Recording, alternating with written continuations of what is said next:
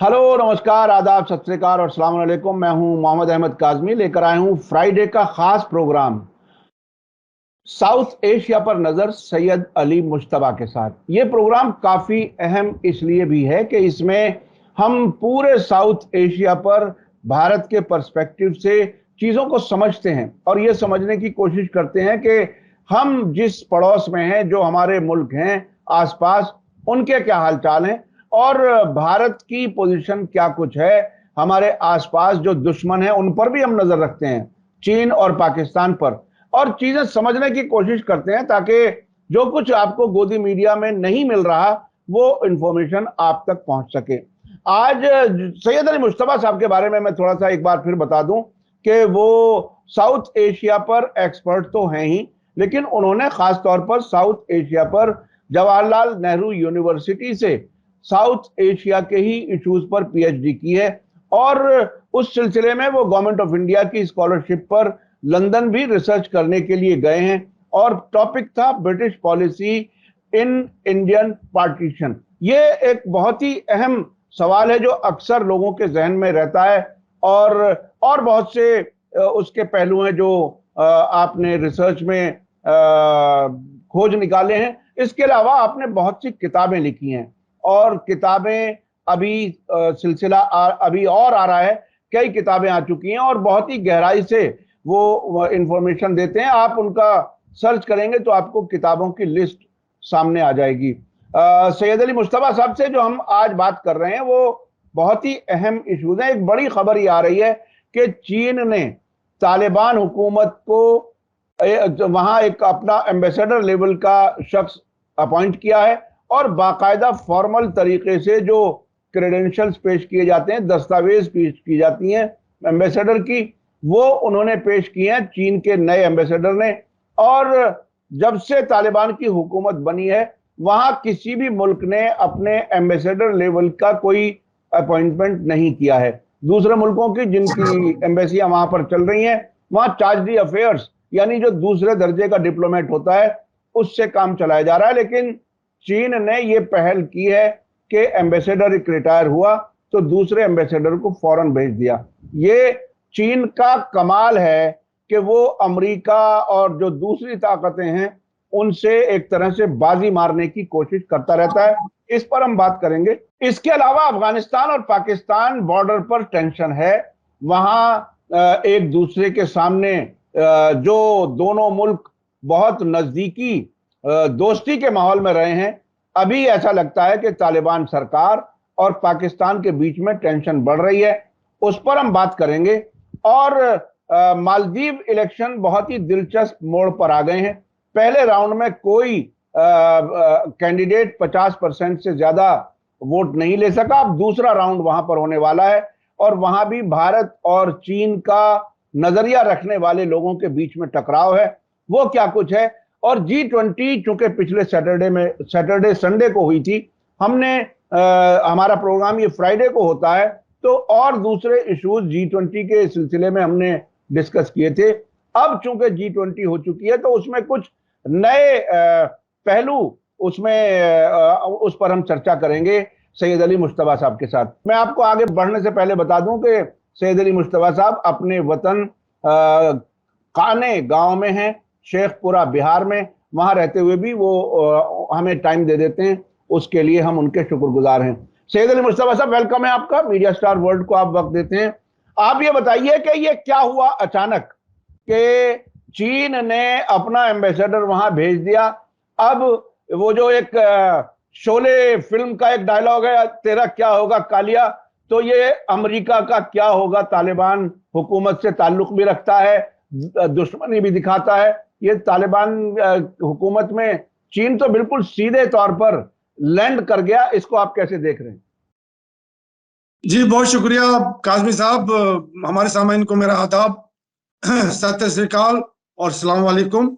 आज हम लोग जो है अफगानिस्तान चलते हैं और सीधा काबुल चलते हैं, खबर की तरफ चलते हैं। तो खबर यह है कि चीन ने जो है अपना एक नया एम्बेसडर जो है नियुक्त किया है वहां पे काबुल में। और ये जो अपॉइंटमेंट हुआ है ये इसलिए हुआ, ये कोई नया अपॉइंटमेंट नहीं है। उनके जो पुराने एम्बेसडर हैं वो उनका तबादला हो गया था 2-4 महीना पहले, क्योंकि उनकी तो पोस्टिंग होती है 2-3 साल के लिए, उसके बाद वो फिर अपनी जगह बदल देते हैं। तो अब यहाँ पे ये है कि चीन ने फिर से एम्बेसडर लेवल का जो है वो अपॉइंटमेंट किया है वहां पे। और जो बाकी लोग हैं, जो बाकी कंट्रीज हैं, यूरोपियन यूनियन के कंट्रीज के भी जो लोग हैं, तो वो लोग भी अपने अपने जो उनका एम्बेसीज है वो चल रही है उनकी एम्बेसीज, लेकिन वहां कोई एम्बेसडर नहीं है। और जो लोग हैं वो हट रहे हैं, जिनका जो है वो टाइम पूरा हो जाता है तो वो हट जाते हैं। तो चाइना का जो है ये एम्बेसडर जो पिछला था वो 2019 में अपॉइंटमेंट हुआ था, 2023 में उसका कार्यकाल खत्म हो गया। और उसके बाद इसमें जो खास बात यह है कि चाइना भी जो है वो चार्ज डी अफेयर को अपॉइंट कर सकता था, लेकिन बाकायदा उसने एक एम्बेसडर को भेजा और उसकी क्रेडेंशियल्स जो है वो मुल्ला अखुंदजादा जो हैं उन्होंने रिसीव किया।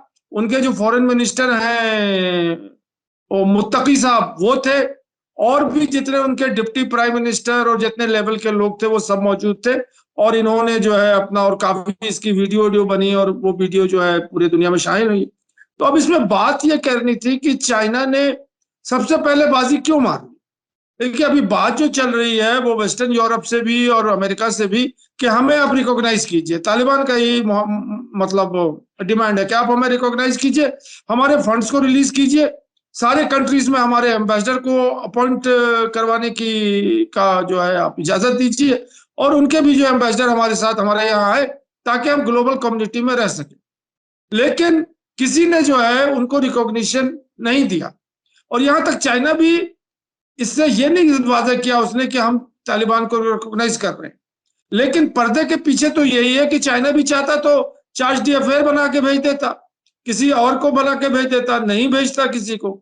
लेकिन ये तो पहल यही बताने के लिए कर रही है कि चाइना एक वाहिद मुल्क है जो तालिबान को रिकॉग्नाइज कर रहा है एज अ मतलब केयरफुल, मतलब जो है कि वो गवर्नमेंट है और वो मतलब वो जो है मतलब ये कि अफगानिस्तान को चला रही है, एक्टिंग गवर्नमेंट है। तो मैं यही कहना चाह रहा था कि इसमें चाइना ने जो है, जो आपने सही लफ्ज इस्तेमाल किया है, उसने बाजी मार ली। अब ये है कि ये जो पूरा तालिबान का मामला है, ये नहीं रिकॉग्नाइज अगर करेगी वर्ल्ड कम्युनिटी तो क्या करेगी, कितने दिन तक नहीं रिकॉग्नाइज करेगी, ये मैं मेरे दिमाग में ये हलचल चलती रहती है। भाई अभी ना करेगी, 2 साल के बाद करेगी, क्योंकि तालिबान का कोई विकल्प नहीं है, कोई और गवर्नमेंट तो आप बैठा नहीं सकते। कोई वहां लगा के, कई बार तो वहां इलेक्शन करवा लिए आपने, इलेक्शन भी रिग्ड हो गए और तरह तरह के उन्होंने अपने गवर्नमेंट बना लिए, वो कोई गवर्नमेंट आपकी चली नहीं। तो अब जो है ये 2021 15 अगस्त से तालिबान चल रही है वहां पे, तो अब तो 2 साल से ज्यादा हो गए उनको यहाँ पे मतलब अपना इख्तिदार संभाले हुए। तो चाइना ने तो ये पासा खेला है कि बिल्कुल जो डायरेक्शन है, अब देखिएगा चाइना ने अपना एम्बेसडर भेज दिया। अब इसके साथ साथ देखिएगा कुछ महीनों में, कुछ वक्फे के बाद जो है और भी ममालिक इसको रिकॉग्नाइज करने लगेंगे। अच्छा, तो यही एक चीज जो मुझे याद आ रही है वो ये कि जो वहाँ के नेचुरल रिसोर्सेज हैं, खासतौर पर लिथियम का इस्तेमाल बैटरी बनाने में होता है, और दुनिया भर में अब पेट्रोल और डीजल के अल्टरनेट के तौर पर बैटरी ऑपरेटेड व्हीकल्स पर काम हो रहा है। लिथियम के मामले में ऐसी खबरें अब से पहले आ चुकी हैं कि चाइना वहां के लिथियम माइंस को लेने वाला है और तालिबान के उनके बीच में बात हो रही है। एक अमेरिका के दूसरा दुश्मन जो अफगानिस्तान का पड़ोस में है वो ईरान है।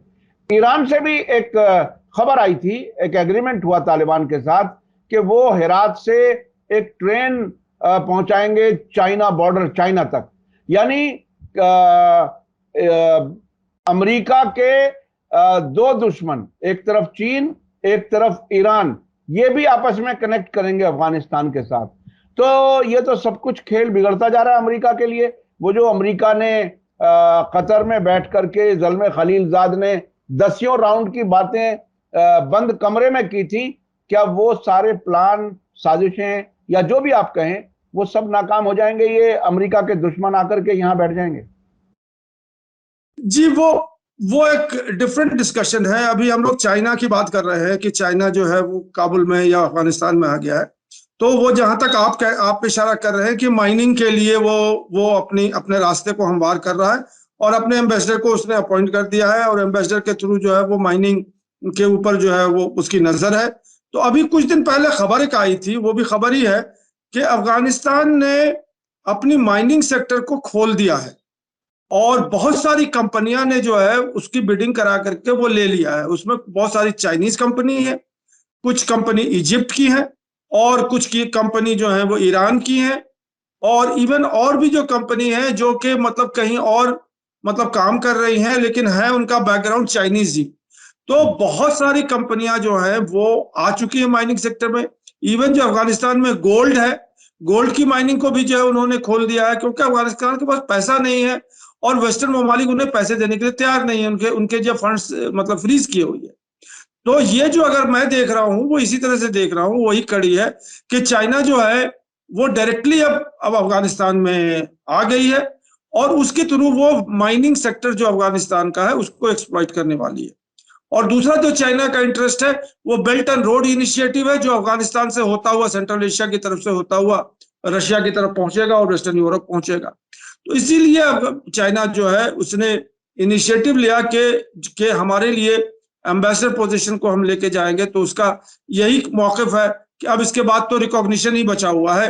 अब दो चार कंट्री जो है शायद उन्हें अच्छा अच्छा, मैं एक चीज समझना चाहता हूं, इंटरनेशनल डिप्लोमेसी में ये जो इतने अरसे से किसी मुल्क ने रिकॉग्नाइज नहीं किया, क्या कोई यूनाइटेड नेशन वगैरह में कोई ऐसा रेजोल्यूशन है या कोई ऐसी रुकावट है जो इन मुख्तलिफ मुल्कों को, जो मुल्क तालिबान से फॉर्मल रिलेशन चाहते भी हैं, क्या चाहते हुए भी वो डिप्लोमेटिक ताल्लुकात, बल्कि डिप्लोमेटिक ताल्लुकात ना कह करके रिकॉग्निशन की बात कही जाए, वो रिकॉग्निशन करने में कौन सा ऐसा पेच है जिससे डर से ये मुल्क आगे बढ़ के बाकायदा रिकॉग्निशन का ऐलान नहीं कर रहे? किसका दबाव हो सकता है? क्या कोई इंटरनेशनल कोई ऐसा डिप्लोमेसी का कोई ऐसा पेच है जिसकी वजह से लोग बच रहे हैं? नहीं, देखिए इसमें अगर आप थेरेटिकली बात करें, अगर आप किताबी नुक्ते से बात करें, तो वो है यूनाइटेड नेशन। अगर यूनाइटेड नेशन में तालिबान को जगह मिल जाती है तो सारी दूसरी कंट्री जो है उसको रिकॉग्नाइज कर देगी, और जब तक यूनाइटेड नेशन उसको रिकॉग्नाइज नहीं करती है तो फिर मतलब यह है कि उसकी रिकॉग्निशन नहीं होगी। लेकिन इसमें एक और भी चीज है कि बहुत सी जगहों पर यूनाइटेड नेशन में उनका रिकॉग्निशन नहीं है, लेकिन बहुत सी कंट्रियों ने अपनी एम्बेसी खेल दी है, उनको रिकॉग्नाइज कर दिया। इसकी पुरानी हिस्ट्री है, मैं उस पर नहीं जाना चाहता हूं, इसलिए कि फिर मैं दूसरी तरफ चर्चा को ले जाऊंगा। फिर कभी इस पर हम बात करेंगे। अच्छा, मैं अब अफगानिस्तान पाकिस्तान के बॉर्डर पर क्या कुछ हो रहा है, देखिए एक तरफ पाकिस्तान का ये इल्जाम रहता है कि वो जो तहरीक तालिबान पाकिस्तान जो है वो तालिबान अफगानिस्तान के साथ उनका राब्ता है और उन्हीं के कहने पर बहुत कुछ करती है। तो इस एरिया में इतनी टेंशन अब क्यों है?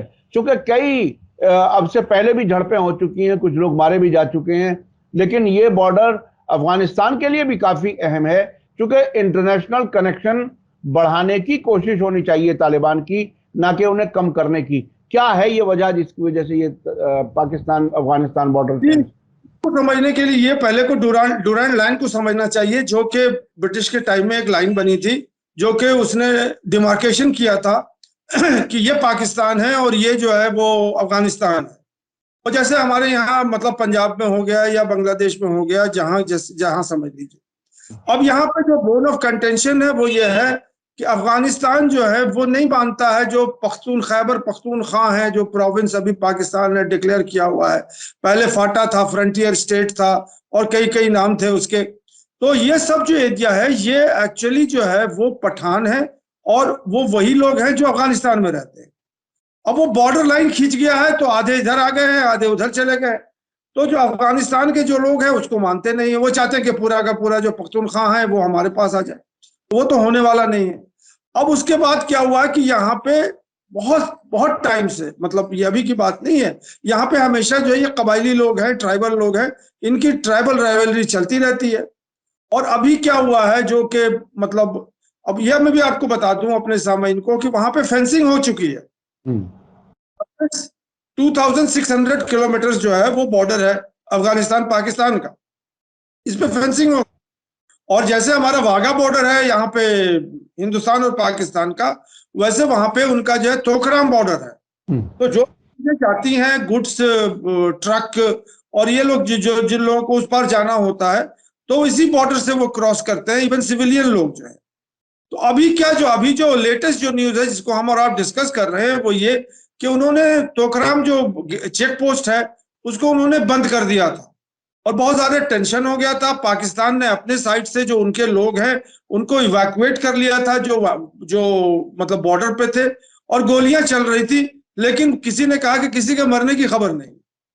मतलब वो हवाई फायरिंग कर रहे थे या किस पे फायरिंग कर रहे थे ये तो मुझे मालूम नहीं है, लेकिन जितनी भी ट्रक है पाकिस्तान के साइड से जो अफगानिस्तान जाना चाहती थी वो रुकी हुई थी इस साइड, और जो अफगानिस्तान के साइड से पाकिस्तान जाना चाह रही थी वो भी रुकी हुई है। और वहां पे एक टेंशन का माहौल है। दोनों कंट्री जो है, तालिबान के लोग जो हैं वो भी और पाकिस्तान के लोग जो है इसको डिफ्यूज करने के लिए और इसको फिर से जो है जो कम्युनिकेशन नेटवर्क है उसको बहाल करने की कोशिश कर रहे हैं। तो यही खबर है।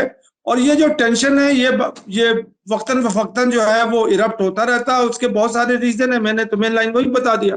अब एक ट्राइबल के कुछ लोग हैं, उन्होंने कहा कि पाकिस्तान ने हमारी जमीन हड़प कर ली है, हमें वो जमीन दीजिए। तो यही मेन उसका मकसद है। ये बहुत, मैं अपने दर्शकों को बता दूं कि ये जो तोरखाम बॉर्डर है वो अफगानिस्तान के नंगरहार प्रोविंस और पाकिस्तान के खैबर पख्तूनख्वा को जोड़ती है, और ये बहुत ही अहम है। यहाँ से तमाम सप्लाईज वहाँ तक जाती रही हैं, और भारत को भी जो इजाज़त दी गई थी पिछले एक बहुत बड़े जब तालिबान की हुकूमत आने के बाद अनाज वगैरह भेजा गया था और पाकिस्तान ने इजाज़त दी थी, इसी बॉर्डर से क्रॉस किया था, और वहाँ ये मुसाफिर भी इसी से आते जाते हैं। अच्छा, अब मैं जानना चाहता हूं कि मालदीव इलेक्शन का क्या हाल है। पिछले हफ्ते हमने बात की थी मालदीव के बारे में। मालदीव अपने आप में भारत के लिए क्यों अहम है और चाइना के लिए क्यों अहम है, और वहां इन दोनों के एक तरह से सपोर्टेड कहिए या हमदर्द कहिए, उन ग्रुप्स में अक्सर टकराव रहता। वहां अब इलेक्शन का नतीजा क्या कुछ आने की उम्मीद है, क्या हो रहा है? जी, वहां 9 तारीख को इलेक्शन हो गया, प्रेसिडेंशियल इलेक्शन, जिसमें 8 कैंडिडेट खड़े हुए थे, उनकी वोटिंग हुई।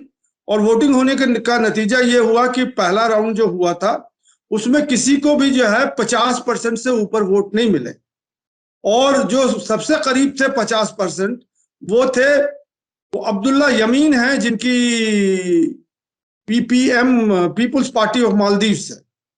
तो वो जो है उनके नॉमिनी है मोइज, जो मोहम्मद मोइज या क्या नाम है, क्योंकि वो अब्दुल्ला यमीन जो है वो सदा याफ्ता हो गए हैं करप्शन, मनी लॉन्ड्रिंग और क्या क्या चार्जेस है। वो जैसे इमरान खान पे चार्जेस होते हैं वैसे ही उसी तरह के चार्जेस उन पे लग गए हैं। वो डिस्क्वालीफाई हो गए हैं, 12 साल तक इलेक्शन नहीं लड़ेंगे। तो अब वो पार्टी के जो नॉमिनी हैं उन्होंने इलेक्शन लड़ा और उन्हें 46% मिल गया। और वो जो पार्टी है वो अब्दुल्ला यमीन के टाइम में भी और अभी भी वो पार्टी जो है प्रो चाइना पार्टी कहलाती है, और वो प्रो चाइना पार्टी है, और उनके जो एजेंडे है वो सेट है। वो जो है उनका जो है उन्होंने किया हुआ था इंडिया आउट, एक कैंपेन चलाया था उन्होंने, और उसमें जो है बहुत लंबा चौड़ा ये था। तो उन्होंने जो ये मोइज साहब है, इन्होंने इलेक्शन कैंपेन में भी उन्होंने कहा हुआ था कि अगर मुझे पावर आ जाएगा, मैं मतलब कुर्सी पर बैठ जाऊंगा, तो इंडिया के जितने भी इस्टेब्लिशमेंट हैं, उनके नेवल फोर्सेस और सिक्योरिटी फोर्सेस और जितने कुछ मालदीव्स में है, उनको मैं पैक ऑफ कर दूंगा। वर्कर्स के लिए उन्होंने कुछ नहीं कहा। उनका जो मेन जो बोन ऑफ कंटेंशन है, तो वो इंडियन सिक्योरिटी फोर्सेस को मालदीव्स पे रहना नहीं देना चाहते हैं। अब उसके बरक्स जो दूसरे जो अभी जो प्रेजेंट आउटगोइंग प्रेसिडेंट थे वो स्वाले थे, उनका पुकारू नाम जो है इब्बू मियां है। तो वो भी, और वो नशीद साहब के मतलब क्या कहते हैं दोस्त थे, मतलब उनके बचपन के ही दोस्त थे। तो वो जो है वो प्रो इंडिया है। उन्होंने सारा काम जो है वो प्रो इंडिया के लिए ही जो है किया हुआ था। और इंडिया के यहाँ जो है, इंडिया के जो फॉरेन ऑफिस एस्टेब्लिशमेंट हैं या जो मालदीव पे नजर रखते हैं, वो यही चाहते हैं कि स्वाले जो है वो फिर से आ जाए, और जो इंडिया मालदीव की जो रिलेशनशिप है वो फिर आगे बढ़े, काफी यहाँ के कंपनियों को कॉन्ट्रैक्ट मिले, क्योंकि मालदीव जो है वो एक डेवलपमेंटल मतलब डेवलपिंग स्टेट है, डेवलपिंग कंट्री है। वहाँ बहुत सारे कंस्ट्रक्शन के और तरह तरह के काम जो है चल रहे हैं, मतलब बिजनेस के और उसके प्रोस्पेक्ट्स के। तो इंडिया का तो वो एंगल तो है ही है। दूसरा एंगल जो है वो स्ट्रैटेजिक एंगल है। मालदीव जो है वो सिर्फ 5 लाख की आबादी का मुल्क है, और उसकी जो सबसे ज्यादा इंपॉर्टेंस है कि वो इंडियन ओशन के अंदर सामने बैठा हुआ है, और सारी जो जहाज चलती है वेस्ट एशिया से और मलक्का स्ट्रीट की तरफ जाती है या उधर से आती इधर जाती है, वो मालदीव से ही जाती है। तो मालदीव का जो स्ट्रैटेजिक इंपॉर्टेंस है वो इंडिया के लिए बहुत इंपॉर्टेंट है, और मालदीव को नहीं इंडिया चाहती है कि किसी तरह से वो खो। लेकिन इस इलेक्शन से मैं ये नतीजा निकाल रहा हूं कि बांग्लादेश पे तो इंडिया अपना असर रखती है।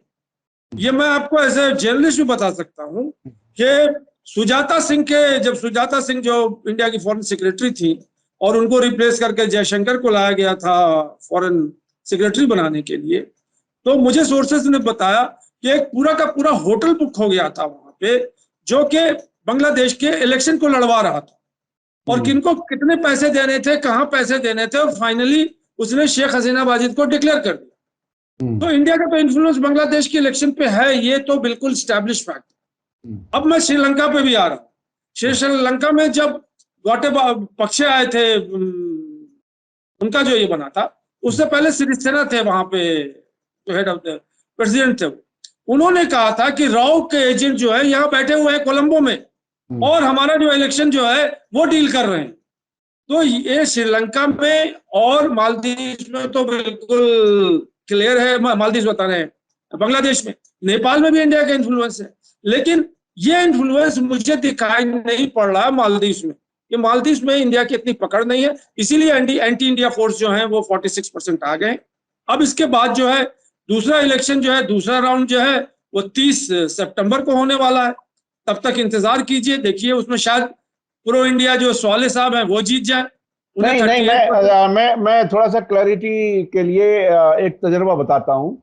कुछ मुल्कों में ये कानून है कि जो भी कैंडिडेट 50% से ऊपर एक वोट, 51% नहीं, 50% प्लस एक वोट अगर किसी को मिलती है मिनिमम, तो ही वो प्रेसिडेंट बनेगा। पिछले दिनों हमने तुर्की का इलेक्शन भी देखा, वहां भी ऐसा ही हुआ, और दूसरे राउंड में रजब तैयब अर्दगान जीत करके आए। तो मेरा अपना अभी तक इस किस्म के मुल्कों के इलेक्शन को देख करके जो तजर्बा है वो ये है कि जिस शख्स को 46% मिले हैं 8 कैंडिडेट में, उसको जब 2 कैंडिडेट रह जाएंगे मैदान में तो जरूर इसको 50% प्लस वोट मिल जाएंगे, क्योंकि ऑप्शन सुकड़ जाती है, कम हो जाती है, तो वोटर्स जो होते हैं उनके पास चॉइस कम होती है। इसलिए जो 46% वाला है उसके चांसेस 50% से ऊपर लाने की उम्मीद और गुंजाइश ज्यादा नजर आती है। तो मालदीव के बाद हम चलते हैं G20। हमारे पास वक्त जरा कम रह गया है। G20 में खास टेक अवे जिसे कह सकते हैं, खास नतीजा क्या है? हम लोग दिल्ली में रहे, बल्कि दिल्ली में रहने वाले लोगों को बिल्कुल कर्फ्यू जैसी हालत से गुजरना पड़ा है, और बहुत सी बस्तियों को सफेद कपड़े से, हरे कपड़े से छुपाने की कोशिश की गई है, गरीबी छुपाने की। और मैं आगे बढ़ने से पहले मैं थोड़े से छोटे छोटी चीजें बता रहा हूं। मीडिया के लोगों को हॉल से बाहर निकाल दिया गया जब मोदी जी की स्पीच शुरू हुई, और जिस वेन्यू को बड़े शान से तैयार किया गया था, एक बारिश में उसने भी मुल्क को बहुत ही बेइज्जत कर दिया। वो इस हालत से गुजरे हैं। आप पॉलिटिकल और डिप्लोमेटिक क्या फायदे भारत को हुए, उस पर आप बता दीजिए। देखिए, बहुत संक्षेप में, क्योंकि अब तो पिछले हफ्ते G20 खत्म हो गया, अब वो अगले साल होगा किसी और मुल्क में। तो इंडिया का 1 ईयर जो ड्यूरेशन होता था उसका तो कंक्लूजन हो गया, ब्राजील और इंडिया में, जी ब्राजील में इंडिया, जी हाँ जी। तो अब जो है इंडिया जो है वो डंका पीट रही है कि हम जो है इस 100% सहमति हो गई, और इसमें जो है ज्वाइंट डिक्लेरेशन हो गया। तो इस सारे ज्वाइंट डिक्लेरेशन के अंदर हम नहीं जाते हैं, बस इनके 3 जो है मेजर जो पॉइंट्स हैं उसके ऊपर हम लोग डिस्कशन कर लेते हैं। पहला मेजर पॉइंट है कि इंडिया ने कहा कि हमने यूक्रेन पे जो है वो मतलब एक कंसेंसस ले आए, और जितनी भी पार्टी थी, जो 18 मुल्क थे और ये सारे मुल्क जो G20 के मेंबर है, उन सब ने सहमति दे दी। यहाँ के तक के रशिया के जो फॉरेन मिनिस्टर है, और उन्होंने भी कहा कि हाँ ठीक है, और चाइना के भी मेंबर ने कहा कि हम सहमत हैं। अब वो सहमति किस बात पे? वो सहमति जो बात ये थी कि जो वेस्टर्न ममालिक है वो ये चाहता था कि G20 में ये डिक्लेरेशन हो कि रशिया जो है एग्रेसर है, उसने जो है वॉर मतलब स्टार्ट किया है और उसको जो है वॉर का दोषी करार दिया जाए। ये वेस्टर्न ममालिक का मौकिफ था, G7 का, और सारे जो है। इंडिया उस पर कमिट नहीं करना चाह रही थी क्योंकि इंडिया के अपना इक्वेशन है यूएस के साथ, मतलब रशिया के साथ। अब इस पे दोनों पे जो है बात ही नहीं बन पा रही थी। तो इंडिया के जो शेरपा लोग हैं और जो बड़े बड़े मतलब चाणक्य लोग हैं, उन्होंने रशिया का नाम ही हटा दिया इससे। इस पूरे यूक्रेन के मामले में उन्होंने रशिया का नाम ही हटा दिया। और जो जो लाइन उसमें लगी है कि कोई भी ममालिक, एक जनरल स्टेटमेंट आ गया, कोई भी ममालिक किसी के दूसरे की सॉवरेनिटी के ऊपर वो इन्फ्रिंज नहीं करना चाहिए उसको, और कोई भी वॉर नहीं करना चाहिए। सब चीजें जो है वो बातचीत से तय करना चाहिए, और इंडिया जो है वो ऐसे बातचीत में हमेशा मध्यस्थता में आगे रहेगी। तो रशिया भी खुश हो गया कि रशिया का तो नाम ही नहीं लिया। तो और चाइना ने भी कहा कि हाँ बिल्कुल ठीक है। अब इसमें बात यह है कि वेस्टर्न ममालिक ने जो है वो अड़ंगा नहीं लगाया। उसने भी कहा कि चलो, क्योंकि ये जो G20 की जो मीटिंग है ये पॉलिटिकल प्लेटफॉर्म नहीं है, ये इकोनॉमिक प्लेटफॉर्म है। तो ये इसका टेक अवे है कि मोदी जी ने जो है अपनी टोपी बचा ली इस तरह से कि अगर वो रशिया को भी नहीं बोले कि उन्होंने नाम ही नहीं लिया। अब कौन कंट्री किस कंट्री पे एग्रेशन कर रही है ये तो मुझे समझ में नहीं आ रहा। तो ये एक टेक अवे है, ये मोदी जी का जो चाणक्य नीति है, या आप उनको कह लें हमारे जयशंकर साहब हैं या जो अमिताभ कांत हैं, इन लोगों की का ये फर्टाइल इमेजिनेशन है कि अगर हम ऐसे लेके आएंगे। वो तो 2 पैराग्राफ इंडिया लेके आई थी, उसको तो रिजेक्ट कर दिया था उन्होंने पिछले थर्सडे तक, और वो जो है वो कंसेंसस नहीं बन पाया था। अब ये जो नया पैराग्राफ लेके आए तो इसमें जो है किसी को कोई एतराज ही नहीं, रशिया को कोई एतराज ही नहीं कि आपने हमारा नाम ही नहीं लिया, तो हम एग्रेसर है कि नहीं है। ये बिल्कुल ऐसा है कि ये बिल्कुल ऐसा है कि कोई लुटेरा किसी घर को नहीं लूटेगा, और वो सुन करके मेरे ख्याल से सब कौन कहता है कि मैं लुटेरा हूं, कौन कबूल करता है। तो ये यही है।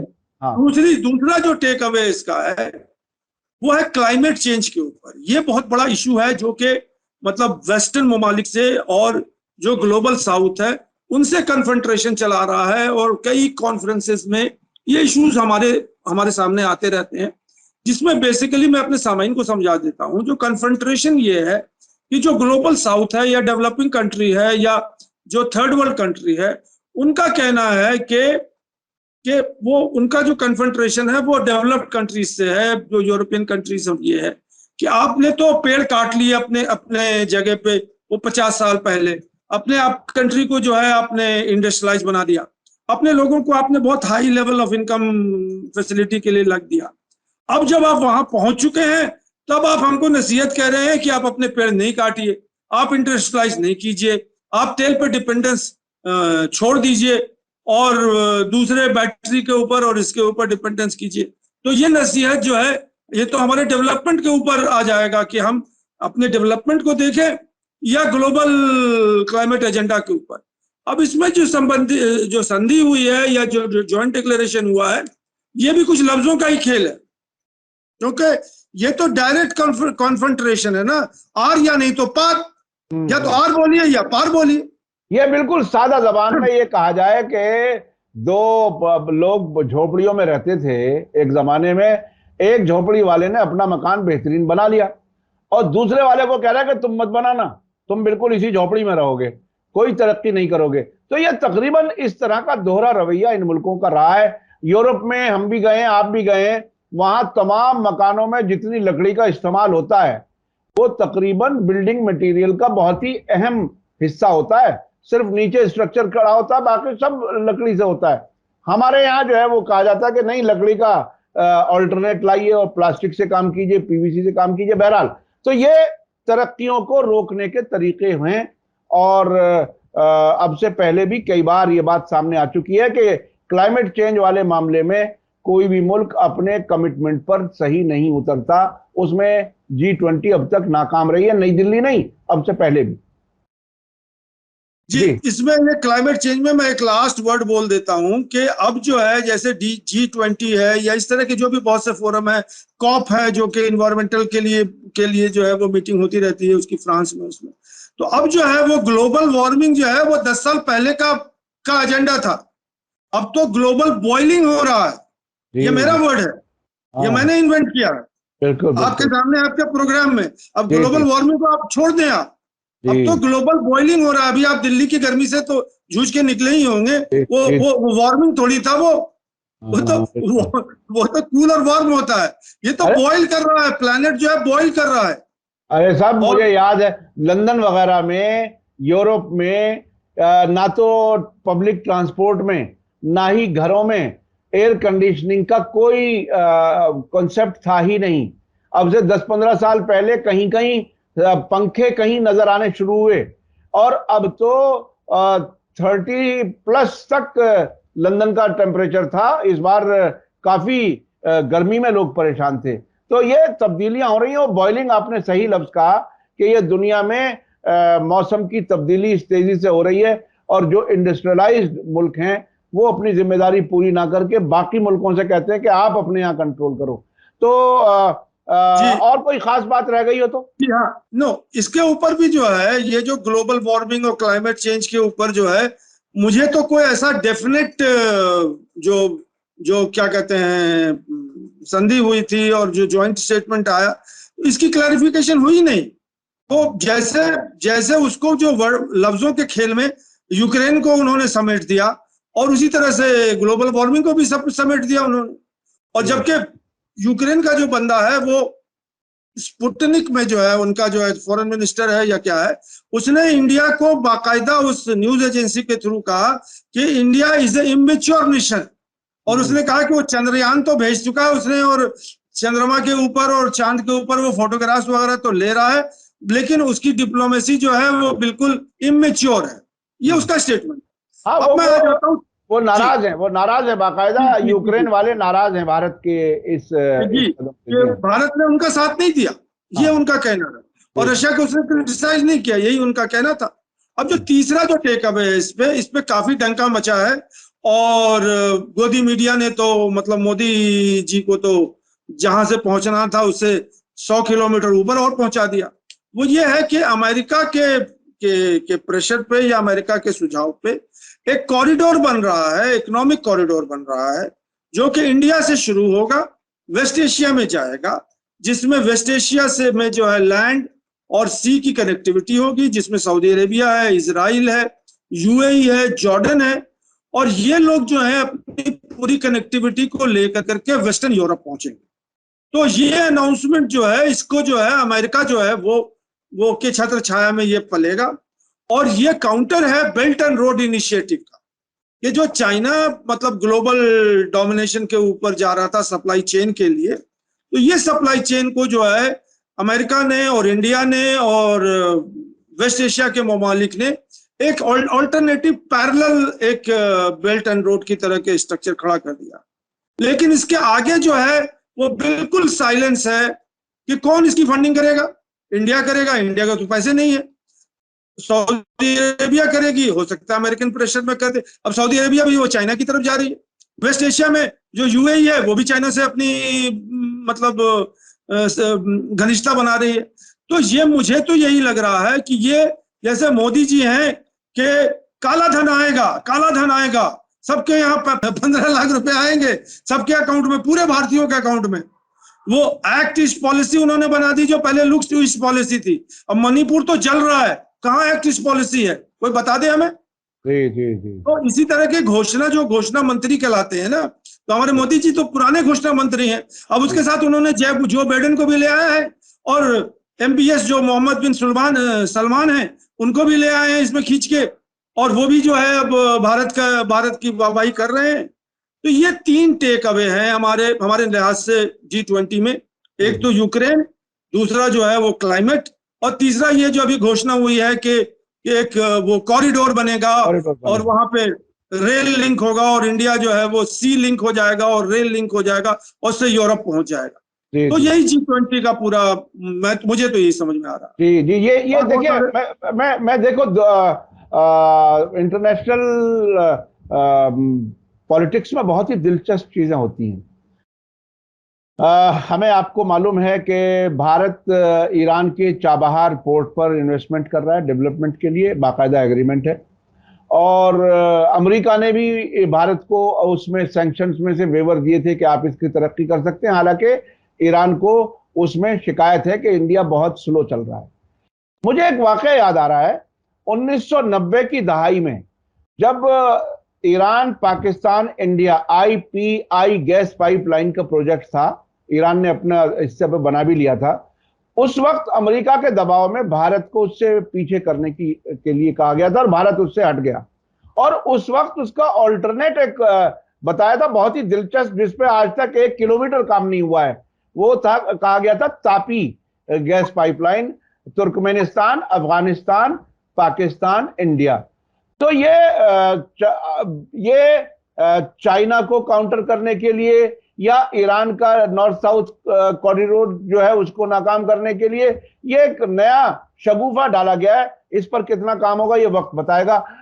मैं अपने दर्शकों को ये सब चीजें इसलिए बताता हूं कि थोड़ा सा मैच्योर होकर के सोचें समझें, और दुनिया की सियासत में कौन किस तरफ कहां ले जा रहा है, तरक्कियों को रोक रहा है, अपनी तरक्की चाहता है, ये एक बहुत बड़ा गेम है। इसको समझना बहुत जरूरी है। बहुत बहुत शुक्रिया सैयद अली मुश्तबा साहब, आप हमें वक्त दे देते हैं।